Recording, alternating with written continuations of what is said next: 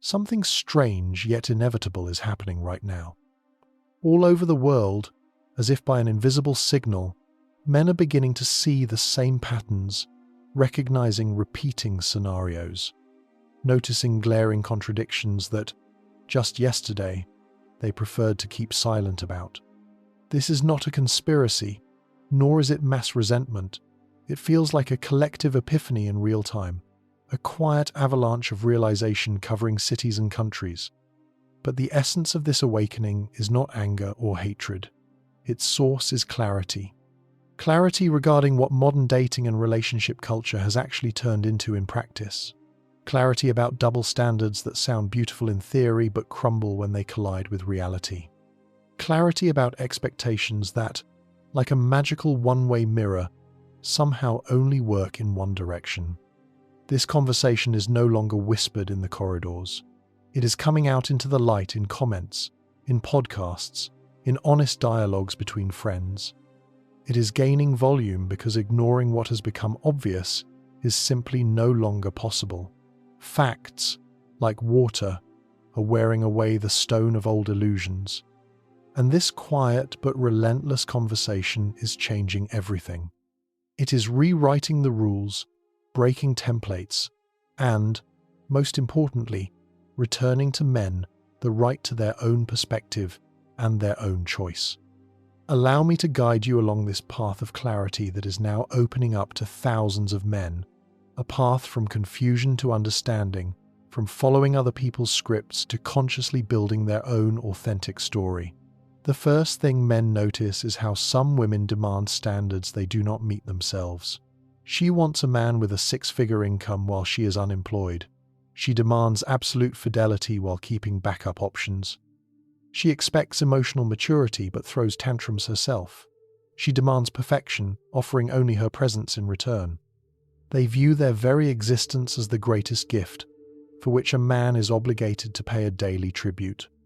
A market distortion is created where the asking price has no connection to the real value this person brings to the relationship. The hypocrisy has ceased to be subtle. It has become blatant. One of my clients showed me his ex's profile on a dating site. Her list of requirements was longer than a supermarket receipt. Height over 6 feet, income of at least $150K, no kids, own property, athletic build, emotionally available but not clingy. This same woman, unemployed, living with her parents, 2 children by different fathers, and hadn't been to a gym since high school, yet somehow she is convinced she deserves the perfect man. Her confidence is fueled by an entire industry of likes and false compliments, creating an impenetrable dome of illusions, and until this bubble bursts, a dialogue with reality remains absolutely inaccessible to her. Public meltdowns and playing the victim after one's own bad behavior are becoming impossible to ignore.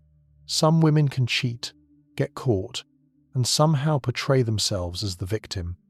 They destroy property, attack their partner, and then cry when consequences arrive.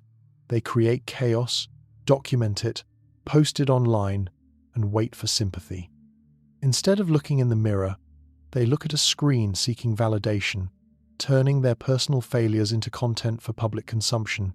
And, most alarmingly, they often get it. Recently, a video went viral. A girl admits to cheating with 3 different men. Her boyfriend leaves. She sobs on TikTok about how men can't handle strong women and how he didn't fight for us. And the comments are full of support. You deserve better. Queen, he wasn't masculine enough. Gaslighting has reached a societal level.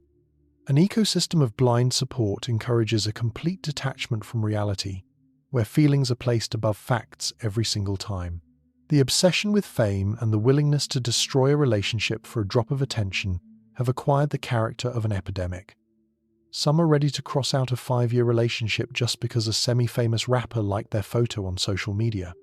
They trade years of built trust and genuine connection for a fleeting dopamine spike that evaporates as soon as the phone screen goes dark. They destroy marriages because someone with a blue checkmark slid into their DMs. They dump good men in pursuit of fantasies that never materialize. One client's fiancé left him because a local athlete followed her. She sincerely believed it meant something.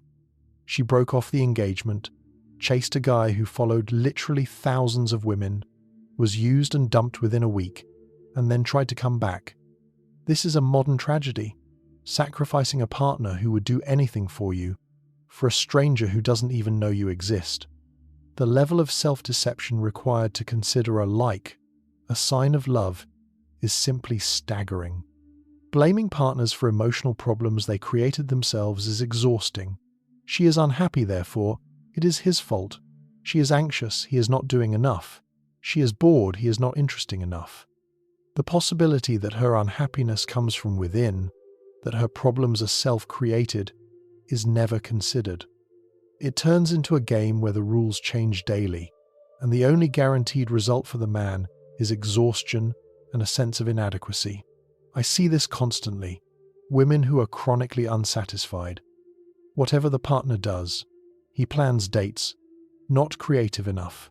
He is romantic, too much pressure. He gives space, he's distant.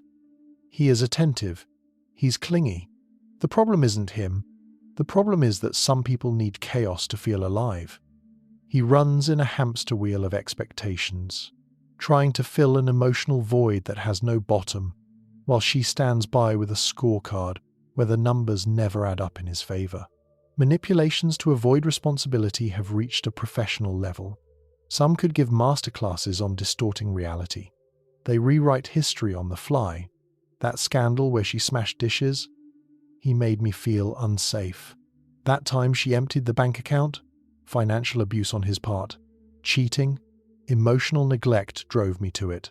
Video culture has exposed this.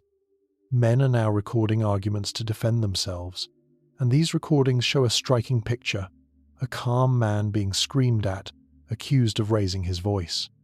A patient man being attacked, labeled the aggressor. This is a tactic not just a defense, but a psychological weapon designed to dismantle a man's perception of reality brick by brick.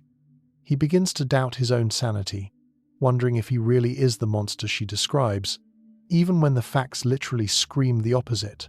The gulf between the accusation and reality is enormous. The romanticization of self-destructive behavior as a form of empowerment is deeply concerning. Some speak of the cynical use of people as if it were a Harvard MBA. They discuss having a whole roster of backup suitors as a great achievement. They present dysfunction as freedom, mistake chaos for excitement, and confuse attention with value. In one interview, a girl proudly described how she keeps 5 men on the hook exclusively for resources, calling it her business model to aspire to. No discussion of ethics, the impact on the ability to build intimacy, or the psychological consequences of such callousness. Only empowerment and personal gain.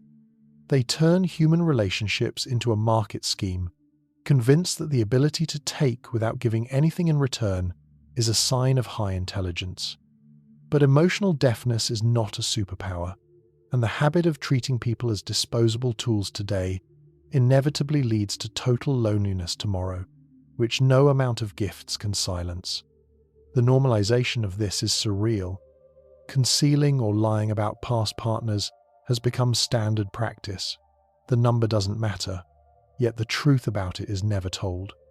Some sincerely believe they can hide an extensive, turbulent youth and it won't affect their relationship.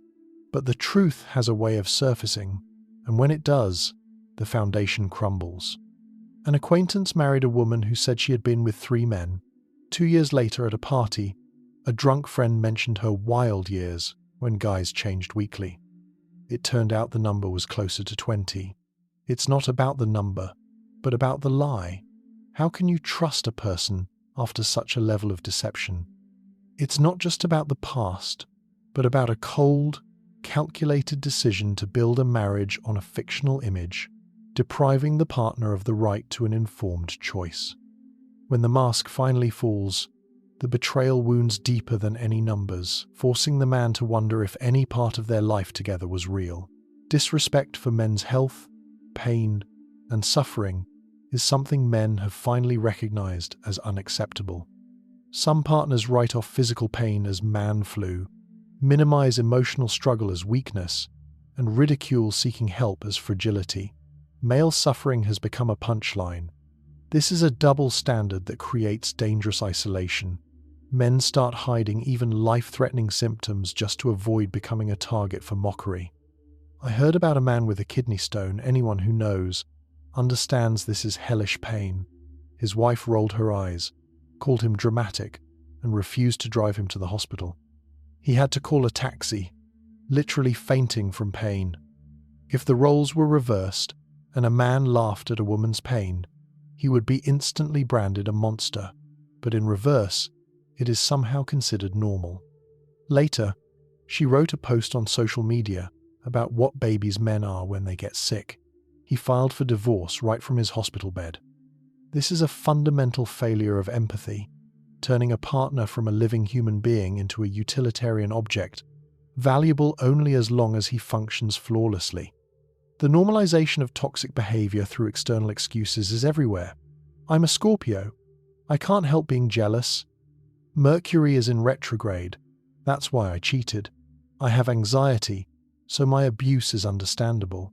There is always an excuse, never ownership of the situation. Always a reason, but no responsibility. This refusal to look inward means they are doomed to endlessly repeat the same toxic cycles, dragging new partners into old ruins. Astrological excuses are particularly impressive. Some literally make major life decisions based on the position of the stars, and then wonder why their lives are chaotic. This is a convenient shield against growing up, allowing them to remain eternal children who never need to say the words, "I was wrong." They sabotage relationships because our signs are incompatible, ignoring real incompatibility in values or basic respect. Men are learning to walk away immediately from partners who do not respect boundaries or use manipulation. Tolerance for games is gone. Patience for drama has evaporated. Men recognize toxic patterns earlier and leave faster. No more years of trying to fix someone who doesn't want to be fixed. Watching the promotion of consumerist ideology as a normal expectation is simply wild. Some openly state that men should pay all their bills simply for the privilege of dating them. Not marriage, not commitment, just dating. They treat relationships not as a union of equals, but as a subscription service, where the man pays for the premium package but gets limited access. They call it knowing your worth.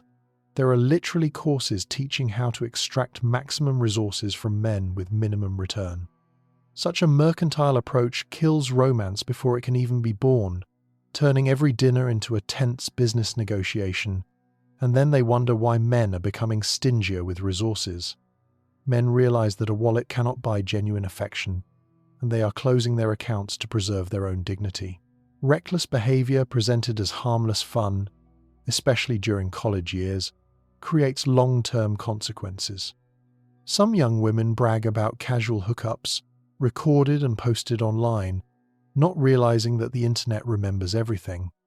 It seems like a manifestation of freedom, but in reality, it is a digital tattoo on your forehead that cannot be removed, no matter how hard you try later. A recruiter told me that they now conduct deep social media searches before hiring. He finds videos of candidates in compromising situations posted publicly. These women do not get a callback. Society applauds them in the moment in the comments, but in the real world of corporations and serious relationships, completely different, much harsher and more conservative rules apply. But no one warned them, because that would have been considered shaming. Female confidence in the right to a high-value man while offering little in return is mathematically impossible. Everyone thinks they deserve a man from the top 1%. Everyone deserves millionaires. It is like trying to buy a penthouse in the center of a metropolis for the price of a cup of coffee and being genuinely outraged when the realtor just laughs in response. But what happens when everyone competes for the same tiny pool of men? They forget that these rare, successful men have access to women all over the globe, and the competition there is fierce, where mere entitlement is not enough. The majority end up with nothing, and then blame men for it. Instead of self-reflection, victim mode engages, where the world is unfair and men have simply deteriorated, even though in reality, entry standards have simply risen. Dependence disguised as independence is particularly ironic. I am a strong, independent woman. I don't need a man, but he must pay my rent. They want traditional provision with modern independence. This is the buffet philosophy. I will fill my plates with rights and privileges, but leave the check with duties and responsibilities at the register for someone else. Protection, claiming they don't need it. Support, offering none in return. The man in this scheme is demoted to the level of a utilitarian function, an ATM with a security option, who has no right to a voice. A lack of responsibility in serious situations signals a break with reality. Some perceive legal issues as a joke and unlawful acts as harmless character quirks. In one video, a woman during a traffic stop asked a police officer to handcuff her in a joking manner. She genuinely did not understand why this caused tension, believing that consequences could be ignored and the law is just entertainment. Living in an atmosphere of total impunity deprives a person of the natural instinct for self-preservation. In men, this instinct is formed from childhood through physical challenges, bruises, and collisions with harsh reality. Especially painful is the use of single men through the so-called friend zone and financial support. Some women maintain a circle of dozens of friends who pay bills and give gifts in the hope of a relationship developing. One of them publicly shared that different men cover different expenses. One pays the phone, another the car, a third the rent. She called them her staff of employees. This is a form of exploitation where others' sincere feelings are exchanged for material goods, and men to her are merely secondary figures in her own life, devoid of real emotions. When male trauma is rejected or ridiculed, it exposes a deep lack of empathy.